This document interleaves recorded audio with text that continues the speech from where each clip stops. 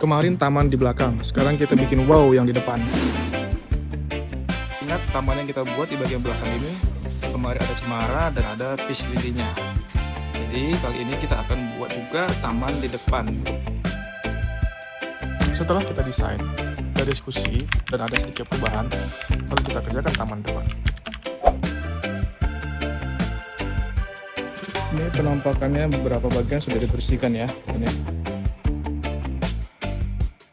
Rumput sebelah sudah dipasang ya, tinggal sebelah lagi nanti. Oke, ini kita pengerjaan taman depannya ya, sudah mau jadi.